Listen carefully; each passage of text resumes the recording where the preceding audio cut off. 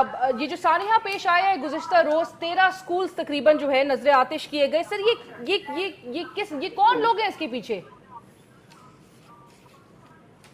गिलगित बल्तिस्तान में और खुसूसन देमर के इलाके में ये वाकया अपने नौयत का बिल्कुल अनोखा, मुनफरद और मुनज़्ज़म वाकया है, दहशतगर्दी है।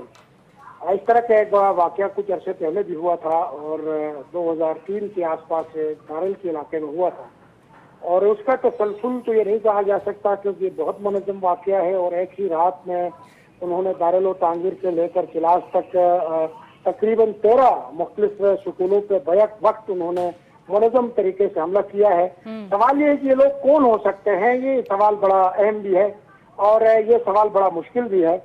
अहम और मुश्किल इस नौयत का है कि कौन है का ये हमें इल्म होता तो आज रात को ही इनके घरों से हमें उनको वहां से पकड़ के लेके आते, लेकिन ये मालूम हमें नहीं है।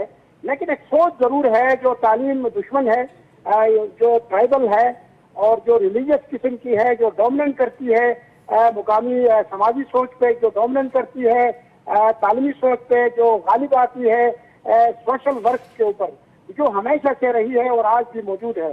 लोगों का कोई पता नहीं, लेकिन ये मुनज़्ज़म वाकया इस नौयत का है कि इसके पीछे इसके ताने बाने सरहद पार भी हो सकते हैं। लेकिन हम समझते हैं कि ये जो वाकया है, इस वाकये ने देमर के तालीमी निज़ाम को हिला के रख दिया है।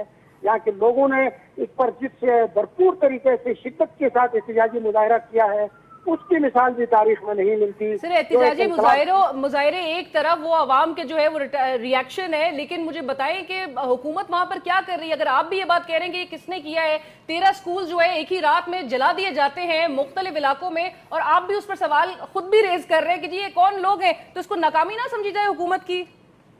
हुकूमत की नाकामी नहीं है, इसलिए नाकामी नहीं है कि इस वाक़े के हवाले से हुकूमत क्योंकि अपना काम तो भरपूर तरीके से कर रही है।